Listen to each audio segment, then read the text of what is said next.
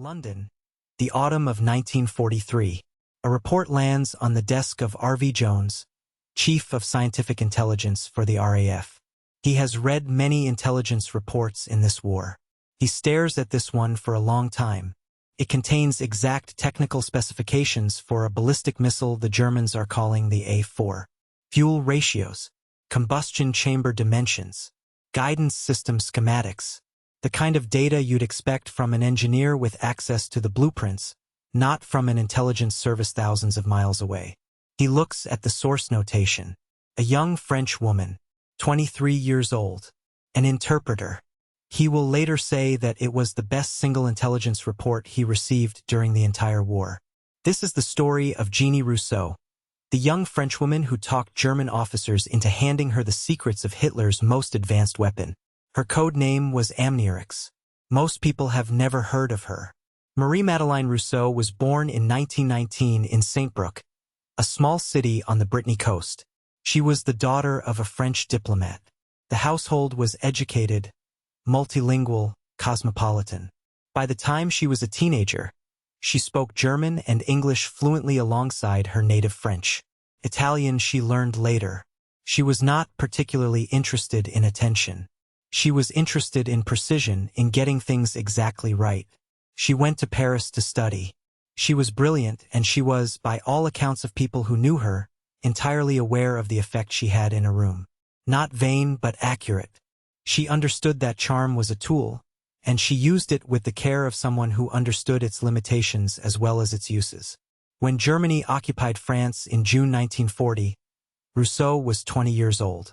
She immediately began organizing resistance in her region, helping British prisoners of war find routes south, collecting information, passing messages. She was arrested by the Germans in 1941, questioned, and released. The Gestapo apparently concluded she was too young and too well connected to be seriously involved. They were wrong. After her release, she moved to Paris and, through her language skills and family connections, obtained a position as a business interpreter for a French industrialist who worked with German military procurement officials. It was legitimate work, entirely above board. She was translating at meetings, drafting correspondence, facilitating the kind of transactional contact that kept occupied commerce functioning. And in those meetings, she started to listen. What Rousseau did over the following 2 years requires a particular kind of clarity to understand. She was not breaking into file rooms or photographing documents. She was not a saboteur or a courier in the conventional sense. She listened to German officers talk at dinner. This sounds inadequate as a summary. It is not. The German officers she worked with in her interpreter role were technically sophisticated military engineers, procurement specialists, men who dealt in the details of weapons development and logistics. Some of them were arrogant. Some were lonely. Some were flattered by the attention of an attractive, obviously intelligent young woman who actually understood what they were talking about. Rousseau learned, with great precision, how to ask the right questions in exactly the right way. The key to the technique, as she later described it to David Ignatius of the Washington Post, in a rare interview she gave in her 70s, was to appear skeptical, not enthusiastic. A good spy, she said, does not let people see her interest.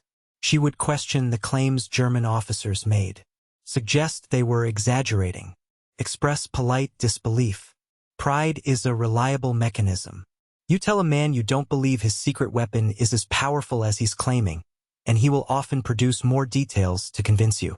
By 1943, she had made contact with the Alliance Network, one of the largest resistance intelligence organizations in occupied France, and she had begun systematically transmitting what she heard to London via the network's radio operators. The information was technical, detailed, and unlike anything London had been receiving from conventional sources. Then she got access to something far more specific. Through her interpreter work, she was invited, or arranged to be present, at a restricted briefing attended by German military engineers who had been directly involved in the development program at a Baltic research facility called Peenemünde. They spoke about a weapon that flew faster than sound and carried enough explosive to level a city block. They called it the A4. She asked skeptical questions. She took nothing to write. She walked out of the room and transcribed everything she could remember from detailed, precise memory. What she had in her head on her walk home through occupied Paris was a nearly complete technical portrait of the V-2 ballistic missile. Her report reached London in stages, carried by resistance couriers across occupied Europe and by other means, eventually arriving on R.V. Jones's desk in the form of a document that, unlike so much wartime intelligence, was not vague or impressionistic but specific. Dimensions, propellant chemistry, approximate range, the Baltic coast location of the production facility. Jones and his colleagues had been accumulating intelligence about the German rocket program for months, from aerial photography, from prisoner interrogations, from other resistance sources. Much of it was ambiguous. Rousseau's report was not ambiguous. It was a technical document produced by a trained, precise memory on behalf of someone with direct access to the engineers who'd built the thing. On the night of August 17, 1943, 596 RAF Lancaster and Halifax bombers flew to a point on the Baltic coast called Peenemünde, where Germany's most advanced weapons research facility was located. Operation Hydra. The bombing killed approximately 735 people at the site, many of them Ukrainian forced laborers, a fact the histories tend to understate, and destroyed significant infrastructure, including the housing barracks for lead engineers. The V-2 program was set back, by most estimates, by 6 months to a year. The V-2, when it eventually began striking London and Antwerp in 1944, killed approximately 9,000 people. The 6-month delay almost certainly meant that the Allied landings in Normandy took place before the missiles could influence the outcome strategically. What Rousseau had gathered at a dinner table in Paris may well have changed the arithmetic of the war. She did not know any of this at the time. She was still in Paris, still working, still listening. The Germans were looking for the source of the Peenemünde intelligence. They arrested her in July 1944. She was 24 years old when they took her. She had been named as a British agent. The exact circumstances of her betrayal were never fully established. She was sent east. What followed was a transit through 4 concentration camps. Ravensbrück, then Torgau, then Königsberg, then Zwodow. She survived all 4. How she survived, in the specific physical sense, what she did, what she endured, what she told them or didn't tell them during interrogation, she never fully discussed publicly. In her rare interviews, she described the camps in terms of observation rather than confession. She noted what she saw. She spoke about others. She was liberated in the spring of 1945 from Zwodow, near Fockenau, by American forces. She was, by all accounts, barely alive. She returned to France. She resumed her education. She had not finished before the war. She married a French diplomat, Aimé de Clarens. She had children. She lived a private life. For decades, she spoke almost nothing about what she had done. The intelligence world knew R.V. Jones wrote about her work in Most Secret War, and she was cited in classified reports as one of the most valuable agents of the war. But the public did not know her name. She finally spoke at length in 1999, in the Washington Post interview, at the age of 79. She received the Legion of Honor from France, the U.S. Medal of Freedom, and recognition from British intelligence services. She died in 2009 at 90 years old. There is something uncomfortable in the way Jeannie Rousseau's story was stored. Not forgotten, the professionals remembered her, the intelligence historians documented her. But in the popular version of the Second World War, she was not there. She did not appear in the films. She was not on the commemorative stamps. Part of this is the nature of intelligence work. The best operations are the ones that cannot be publicly acknowledged. Part of it was that what she did looked, from the outside, like nothing. A young woman at dinners in Paris asking questions, listening. The other part is harder to articulate. She did it. She did it at 23 years old, in an occupied city, at dinners with people who would have killed her without deliberation if they'd known what she was doing. She spoke later about the loneliness of it, the impossibility of explaining to anyone who hadn't been there what it was like to sit across a dinner table from someone who was proud of a weapon that was going to kill your countrymen, and smile and ask them to tell you more. She asked them to tell her more. And because of what they told her, fewer people died. That's as plain as it can be stated. If the story moved you, subscribe to follow the Untold Front.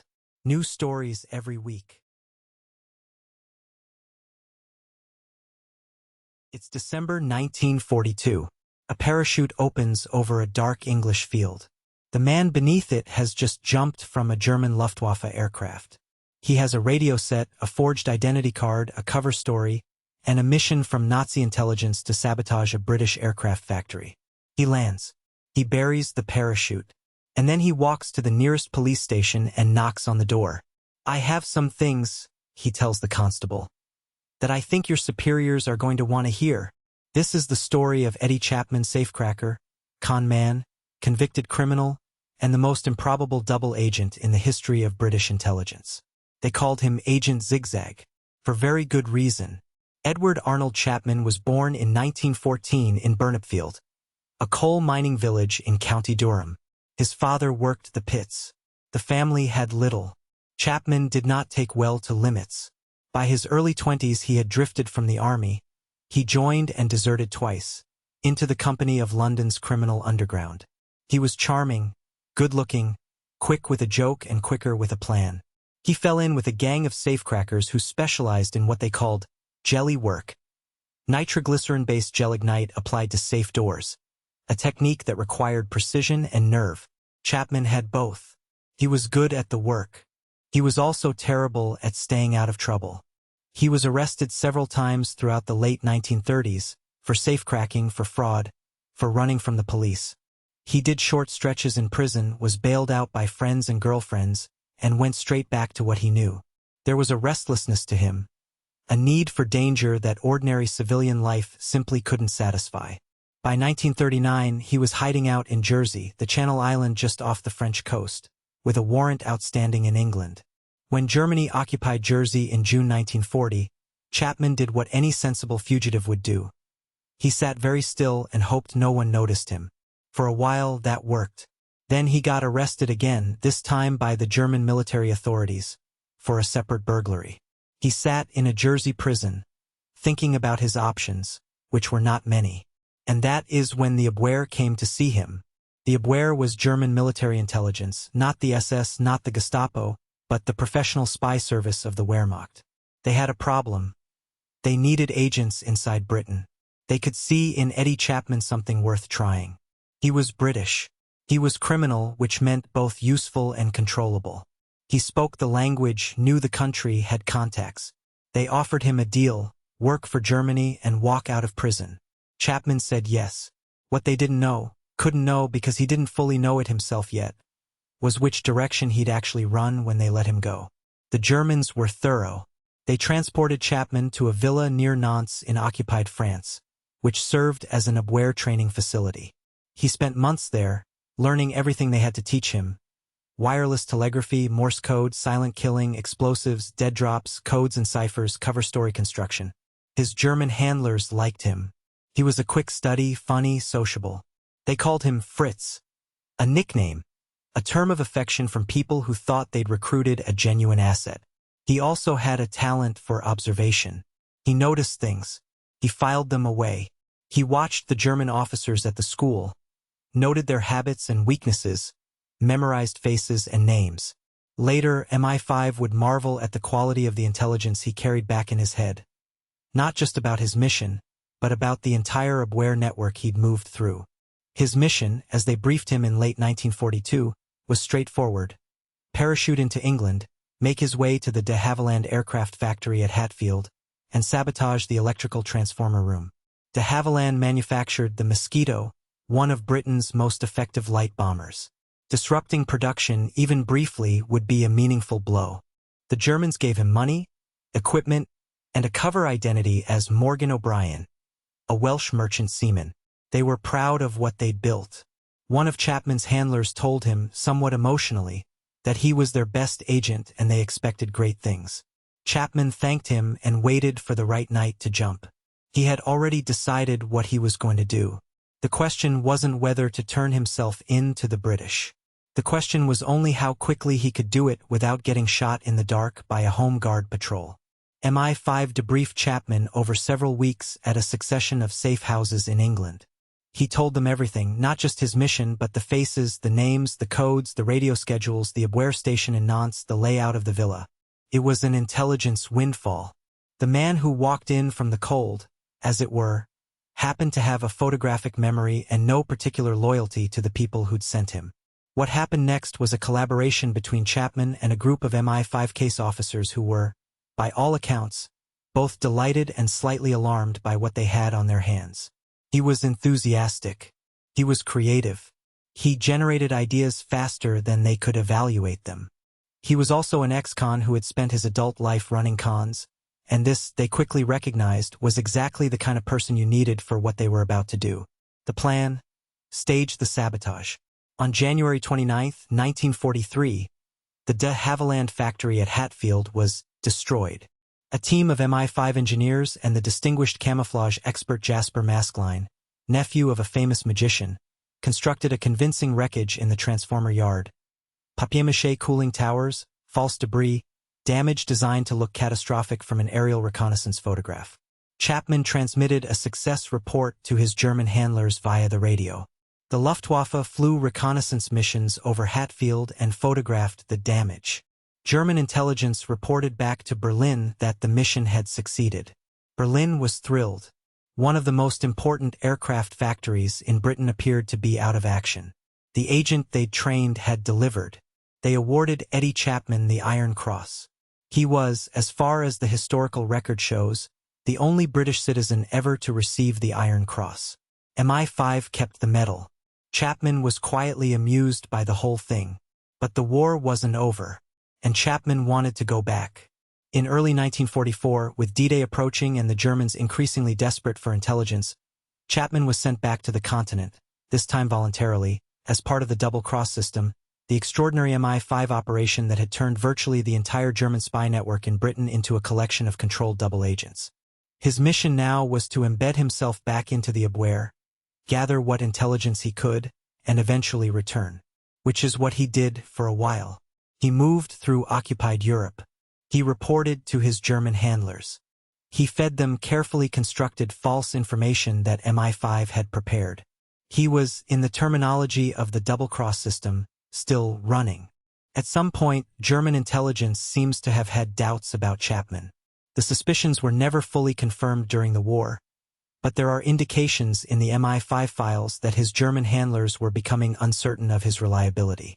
The relationship cooled. He was eventually returned to Britain and the operation was wound down. After the liberation of Europe, MI5 assessed what Chapman had contributed. The value was significant. The intelligence he'd brought in from his time at the Abwehr facility, the disruption of German confidence in their networks, the strategic benefit of the Hatfield deception. He'd also provided accurate warnings about V-1 flying bomb sites in France, intelligence that contributed to Allied targeting operations.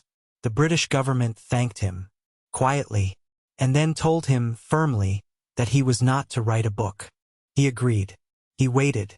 20 years later, when the secrecy ban was finally lifted, he wrote the book. He lived to 1997. The official histories tend to be slightly uncomfortable with Eddie Chapman, and the discomfort is understandable. He was a criminal. He worked both sides, at least nominally. His motivations were never purely patriotic. He liked the money, liked the danger, liked the feeling of being at the center of something that mattered. But here is what is also true. He turned himself in when he didn't have to. He could have gone into hiding in England, disappeared, let the Germans think he was running his mission. Instead, he walked into a police station with everything he had. And what he had turned out to be genuinely valuable.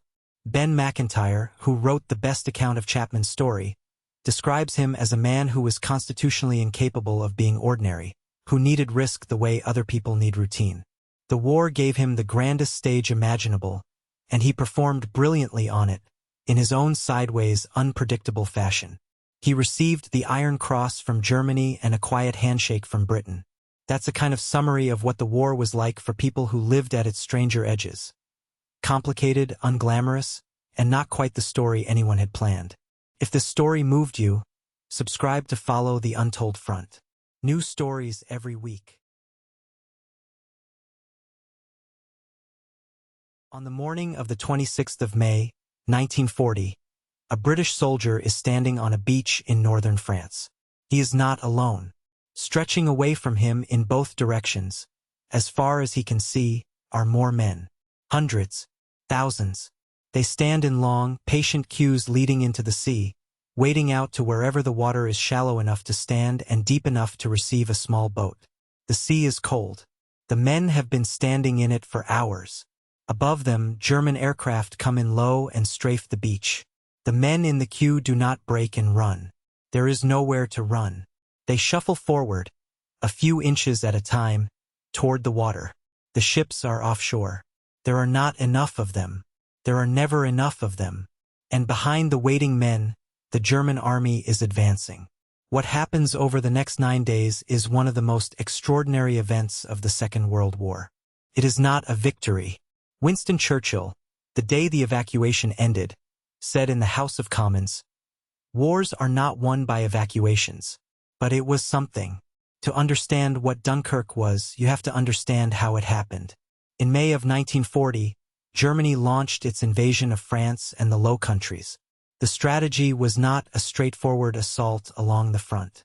It was a masterstroke of armored penetration through the Ardennes, a region of forests and hills in southern Belgium that the French High Command had considered impassable for tanks. The tanks passed through it in 3 days. They emerged behind the Allied lines, cutting off the British Expeditionary Force and a large portion of the French army from their supply lines and their retreat. By the 17th of May, over 300,000 Allied soldiers were caught in a tightening pocket, with the sea at their backs and the German armor pressing from 3 sides. The British commander, Lord Gort, made a decision that military historians have argued about ever since. He ordered the BEF to stop trying to break through the German lines and instead to fall back toward the coast, toward the one port that might offer any possibility of evacuation. That port was Dunkirk. On the 24th of May, something happened that no one in the Allied command fully understood at the time. The German panzers stopped. Hitler, consulting with Field Marshal von Rundstedt and others, issued what became known as the halt order. The armored advance, which had been advancing at a pace that would have reached the coast and cut off any possibility of evacuation within days, was ordered to stop. Why? The debate has not been conclusively settled. Theories include Göring's insistence that the Luftwaffe could finish the job from the air, sparing the tanks for the second phase of the invasion of France.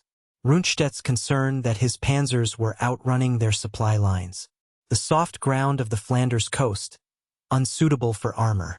A possible belief on Hitler's part that Britain might negotiate if its army escaped. Or some combination of all of these. What the halt order gave the Allies was time. 48 hours. And then, eventually, 9 full days. It was enough. Operation Dynamo, the official name for the Dunkirk evacuation, was authorized on the 26th of May. The British Admiralty put out a call for vessels. Any vessel that could operate in shallow water, that could ferry men from a beach to a larger ship offshore or carry men directly back to England. Lifeboats, pleasure craft, fishing smacks, river ferries, private motor yachts, paddle steamers, Thames barges. The response was extraordinary. Over 700 vessels answered the call. Some were crewed by naval ratings. Many were crewed by their civilian owners. Men who had spent their lives sailing the south coast of England for pleasure, for commerce, for the sea itself, and who now pointed their boats toward occupied France. One of those men was Charles Lightoller. He was 74 years old in 1940. He had retired from the sea 26 years earlier. Before that, he had been the second officer of the RMS Titanic, the most senior officer to survive the sinking, the last man to leave the ship before it went under. He had a private motor yacht, the Sundowner, 60 feet long, built for comfort, licensed to carry 21 passengers. When the call went out for small vessels, Lightoller brought the Sundowner himself. He set out from the Thames estuary on the morning of the 1st of June, with his son Roger as crew and a teenage sea scout named Gerald Ashcroft who had happened to be visiting when the orders came. They crossed the channel through dive bomber attacks, through the bodies of men floating in the water, through the black smoke rising from the burning port of Dunkirk. They reached the beaches. Men came swimming out to the Sundowner. Lightoller piled them in. By the time he pushed off from the shore, he had 130 men aboard a boat licensed for 21. The Sundowner was sitting so low in the water that the deck was barely above the surface. He brought them all home. He navigated the crossing back to Ramsgate with the boat dangerously overloaded, periodically ordering men to move fore or aft to trim the balance, refusing to panic, refusing to acknowledge the possibility that the vessel might founder. He had been on the bridge when the Titanic went down. He had held men by their arms in the water until the lifeboat came. He knew, in some specific and experiential way, the difference between a situation that was over and a situation that still had a chance. This had a chance. On the beaches, the experience was different for every man. Some waited hours in queues that moved inches at a time, under sporadic strafing, maintaining an order that was the result not of any single command but of a collective British disinclination to make things worse by panicking. Others were less orderly. There were men who lost their nerve, men who pushed and fought, men who drowned getting to boats that capsized under the weight of men climbing in. The destroyers offshore, the Royal Navy ships large enough to take several hundred men at a time, were a constant target for the Luftwaffe. Several were sunk with heavy loss of life. HMS Wakeful was torpedoed and sank in 14 seconds. HMS Grafton, HMS Grenade, HMS Keith, all lost. The men who died at Dunkirk are part of the story. The evacuation is remembered as a miracle because it worked. But over 3,000 men died in the water and on the beach during those 9 days. The story that is least told about Dunkirk is the story of the rearguard. When the evacuation ended on the 4th of June, not everyone had gotten off.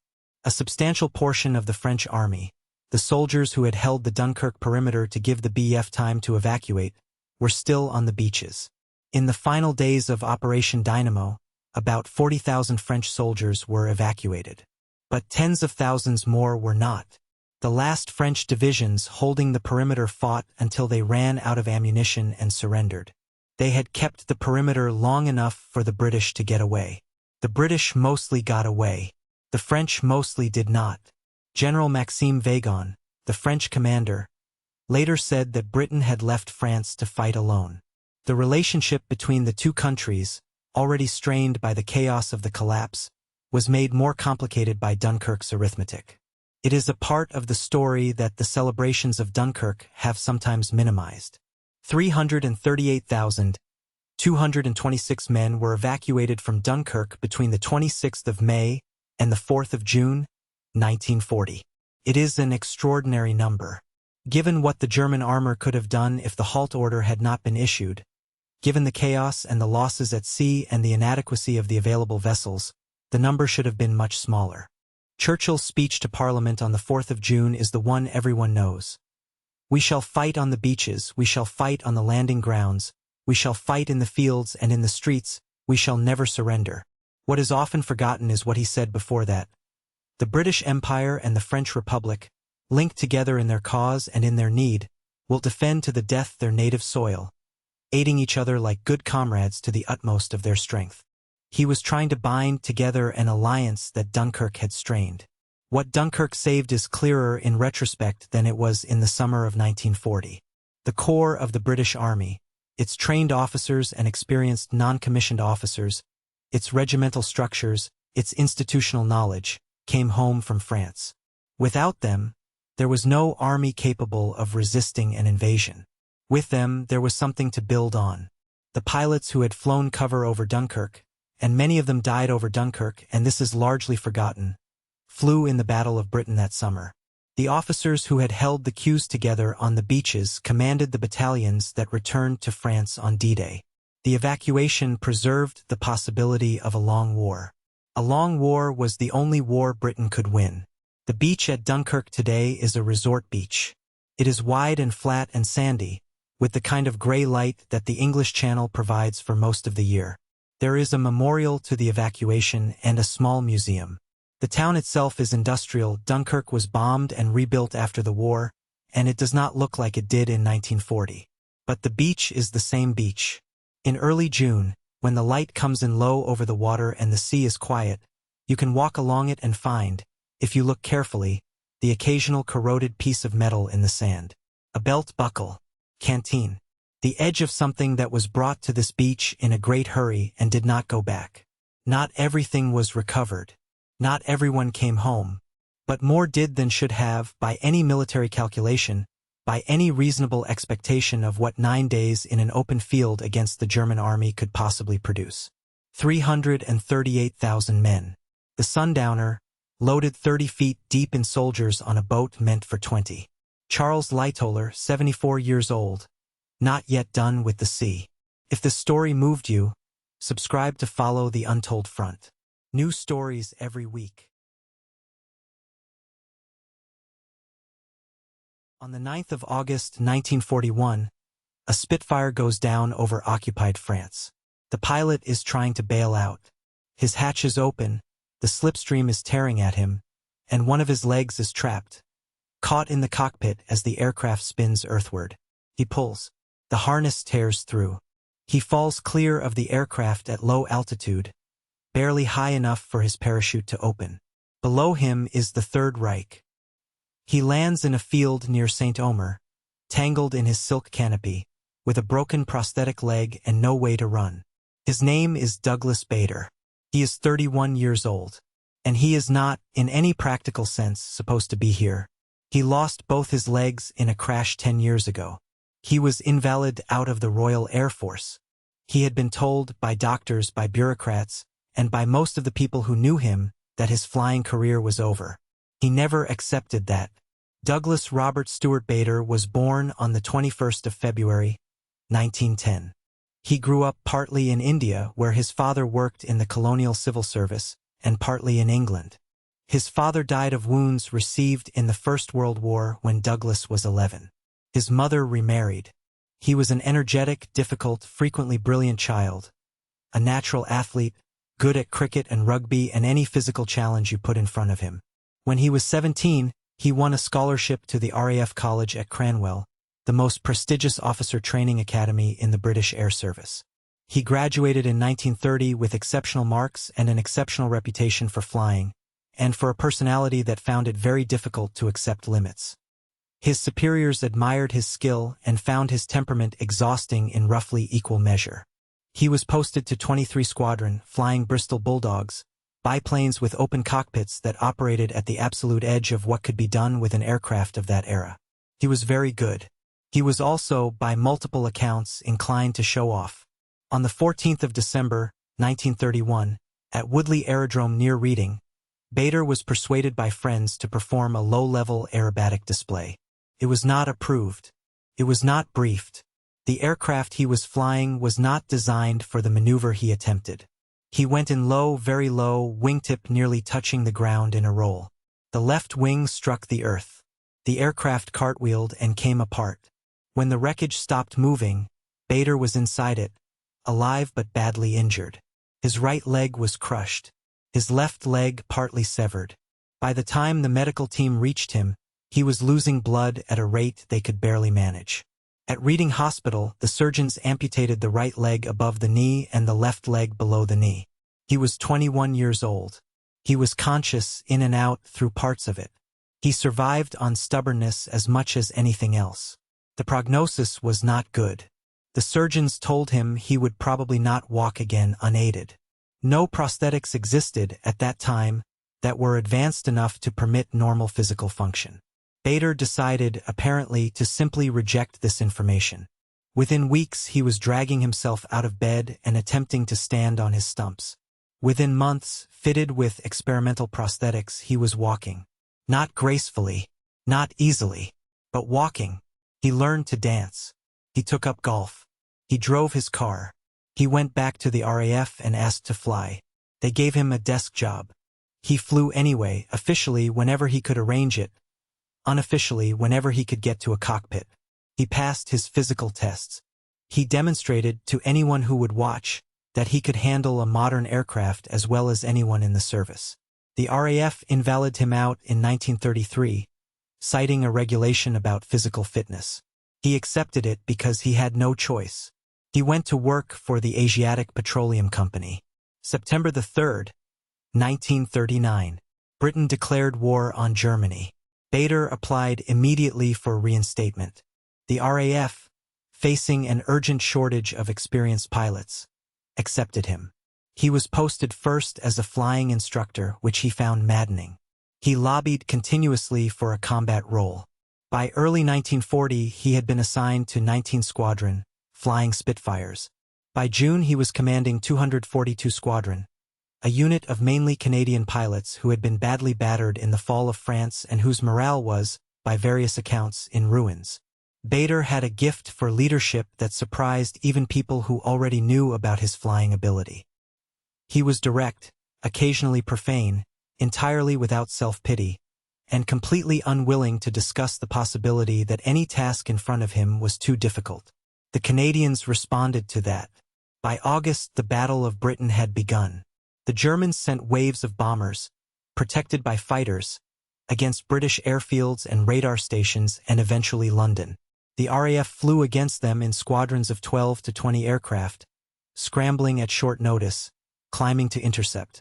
Bader argued loudly and continuously for what he called the Big Wing, a strategy of assembling 60 or more fighters from multiple squadrons before engaging the enemy, overwhelming their escorts by sheer numbers. The idea was controversial. It took too long to assemble a big wing, said other commanders. Airfields could be destroyed in the time it took to form up. The argument was never fully resolved. The Battle of Britain ended before it could be properly tested. But Bader's wing, when it flew, demonstrated an aggressive coherence that his commanders respected. He ended the Battle of Britain with 22 confirmed aerial victories. In 1941, the RAF shifted to offensive operations, flying over occupied France, attacking German airfields, provoking the Luftwaffe to come up and fight. Bader led his wing across the Channel again and again. On the 9th of August, over St. Omer, something went wrong. Exactly what remains disputed. Bader always believed he was hit by a German aircraft, possibly by friendly fire from one of his own wing in the confusion of a turning fight, possibly by the tail section of a German Messerschmitt he had just shot down. The wreckage of his Spitfire was never fully recovered.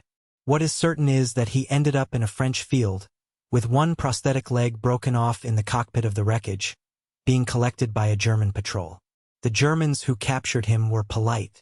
This was partly because German fighter pilots, whatever their politics, tended to respect the enemy pilots they had been fighting.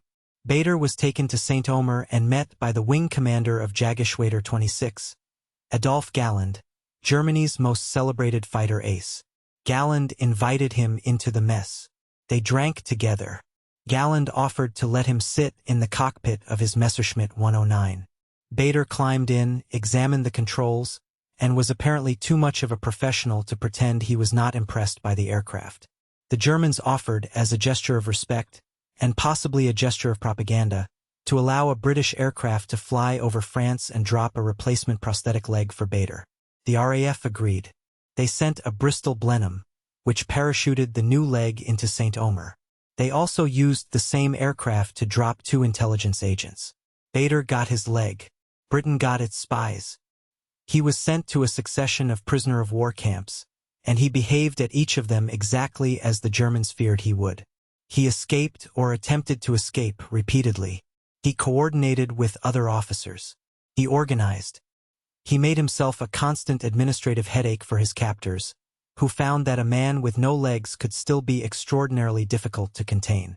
Eventually, in 1942, he was sent to Colditz Castle in Saxony, the Germans' high-security prison for the most persistently troublesome officers in the Allied POW system. He was still trying to escape when the war ended and he was liberated in April 1945. After the war, Bader rejoined the RAF briefly, helped organize the 1945 London Victory Flypast, and was appointed to lead the Fighter Command Formation, 329 aircraft. He retired from the RAF in 1946. He took up a post with Shell, the oil company, traveling extensively, flying himself wherever the regulations permitted. He became an advocate for people with disabilities at a time when the culture was not inclined to think of disabled people as full participants in the world. He worked quietly and persistently toward changing that. In 1976, he was knighted. The book about his life, Reach for the Sky by Paul Brickhill, published in 1954, became an immediate bestseller. The film adaptation in 1956, with Kenneth More in the lead role, was one of the most watched British films of that decade. It was not a film about flying, really. It was a film about refusal. about the particular human capacity to refuse the version of yourself that circumstance has decided on, and to insist on a different one. Bader died in September 1982 of a heart attack after attending a dinner for Field Marshal Montgomery. He was 72 years old. His prosthetic legs are preserved at the RAF Museum in Hendon. The particular leg that was left behind in his Spitfire cockpit over St. Omer on the 9th of August 1941, that one is lost. The Germans kept it, or it was destroyed, or it found its way into a private collection somewhere in France. Somewhere in the fields near St. Omer, in the summer of 1941, a man fell from a spinning aircraft into enemy territory. He had no legs to run with. He spent the rest of the war trying to escape anyway. If this story moved you, subscribe to follow the Untold Front. New stories every week.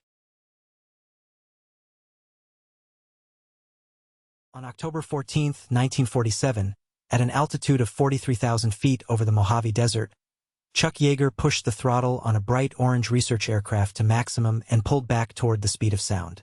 2 ribs were broken.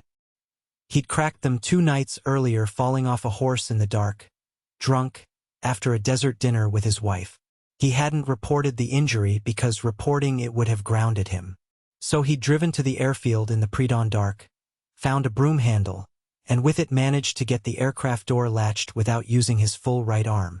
His navigator had been told. Nobody else in the program knew. At Mach 0.97, the controls began to shake. At Mach 0.99, they went loose, the sound waves were stacking up ahead of the aircraft, and the plane was beginning to lose aerodynamic response in ways that had killed test pilots before. Earlier research aircraft had broken apart trying to go faster. Yeager kept going. The needle passed Mach 1.0. The shaking stopped. The sky in front of him went silent. He had passed through the sound barrier. Behind him, on the ground, the observers heard the boom. One of them said on the radio, "What was that?" They didn't know what had happened. Yeager knew. He went back for breakfast. That was Chuck Yeager. But the story of how a poor kid from West Virginia became the first man to break the sound barrier begins 4 years earlier, over the forests of occupied France. Charles Elwood Yeager was born on February 13, 1923, in Myra, West Virginia, and grew up in Hamlin, a small town in the hills of the Kanawha River Valley. His father dug natural gas wells. The family was poor in the way that rural Depression-era Appalachia was poor. Not destitute, but accustomed to making everything count. He was a natural shot. He hunted from the time he was a boy. Squirrel, possum, deer, anything in the hills around Hamlin that could feed the family or could be sold. His eyes were extraordinary.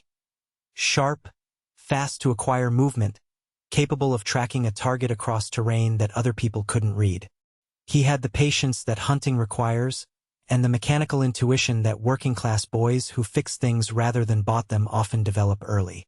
When he enlisted in the Army Air Corps in September 1941, 2 months before Pearl Harbor, drawn in part by the $10 a month flying bonus on top of the standard soldier's pay, he had never been inside an airplane. Within months, his instructors had identified him as exceptional. Not just a good pilot, an exceptional one, someone with what the Air Corps was calling natural flying ability, a spatial intuition and control sensitivity that couldn't be fully taught. He received his wings in March 1943. He was 20 years old. Yeager flew his first combat mission in October 1943 as a member of the 357th Fighter Group, based in England.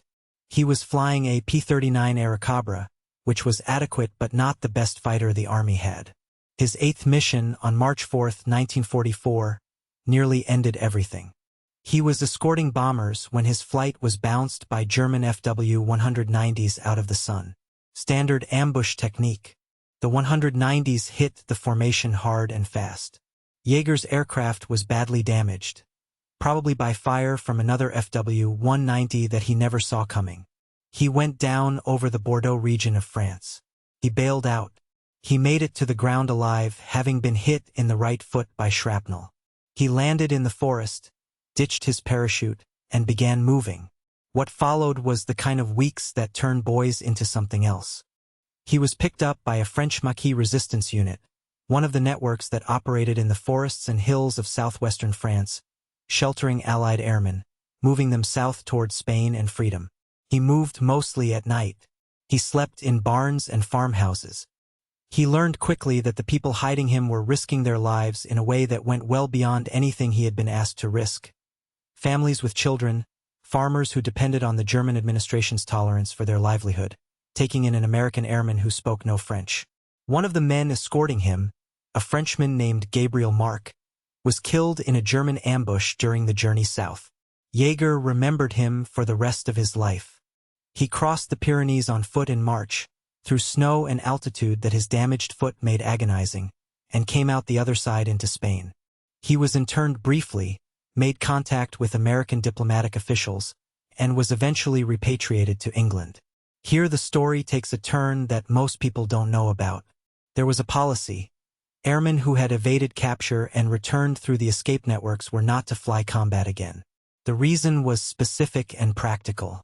If an evader was shot down again and captured, and the Germans discovered he had traveled through the escape network, through the hands of French maquis across the Pyrenees by specific routes, he might be coerced into revealing information that would get the network destroyed and the people in it killed. The policy was not a punishment. It was a protection for the network members whose lives depended on their continued secrecy. Yeager understood this. He also wanted to go back. He had come to England to fight. He had 11 missions left in his tour, and sitting in a support role while the war continued felt to him like something between cowardice and waste. He asked for an exception. His commanding officers said no. He asked again. They said no again. He wrote a request that eventually went up the chain through the 357th's command, through 8th Air Force, to SHAEF Supreme Headquarters Allied Expeditionary Force, and was ultimately reviewed by Dwight D. Eisenhower himself. Eisenhower considered the request carefully. He knew the policy and the reasons for it. He also recognized that the timing mattered. The invasion of France was imminent, and with it would come the liberation of exactly the territory where Yeager had evaded. The escape networks would become irrelevant the moment Allied troops arrived. The risk the policy was designed to prevent would largely disappear. Eisenhower approved the exception. Yeager went back to combat. The new P-51 Mustang was a different aircraft from the P-39 Yeager had been shot down in.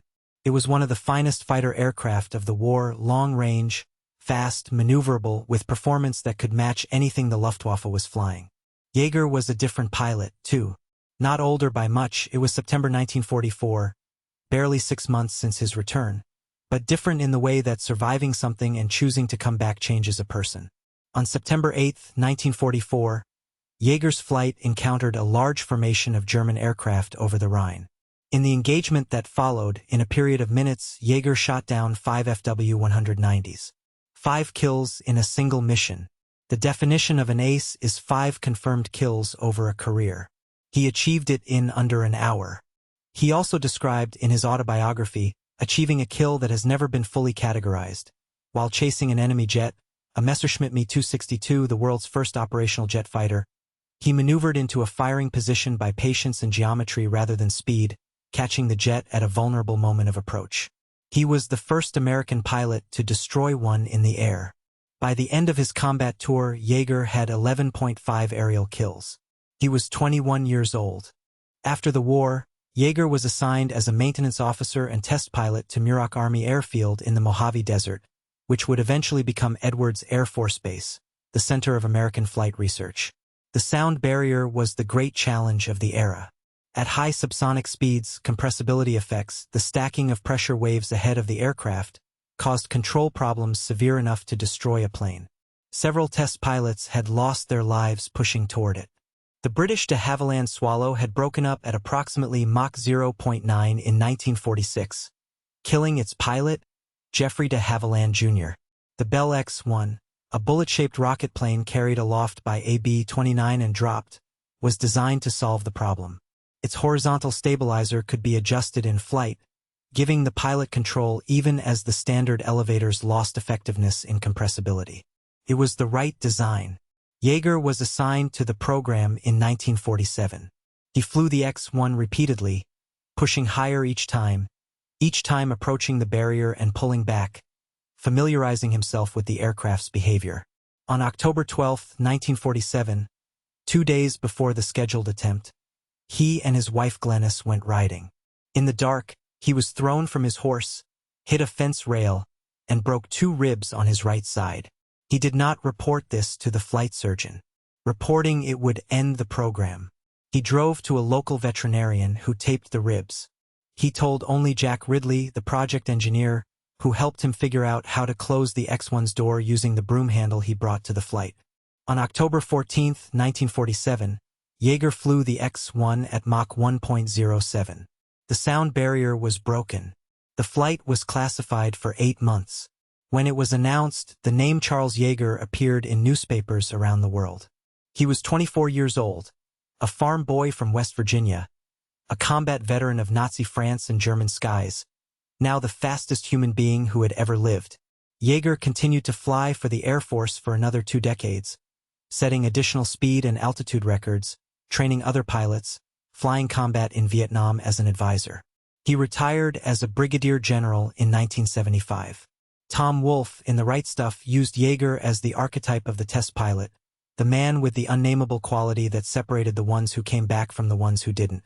Wolfe's book and the 1983 film that followed made Yeager famous again, and he spent his later decades doing exactly what he always had: flying. He made his last flight, a recreation of the sound barrier flight in an F-15, on October 14, 2012, his 65th anniversary of the original. He was 89 years old. He died on December 7, 2020, Pearl Harbor Day. He was 97. His wife's name, Glenys, the woman whose name he painted on the X-1, is the name on the aircraft that sits today in the Smithsonian National Air and Space Museum. A West Virginia boy who could shoot squirrels, who bailed out over France, who walked across the Pyrenees on a wounded foot, who convinced Eisenhower to give him his war back, who became an ace in a single afternoon, who pushed past the sound barrier with 2 broken ribs and a broom handle for a door latch. He had the right stuff, all right? If this story moved you, subscribe to follow the Untold front. New stories every week.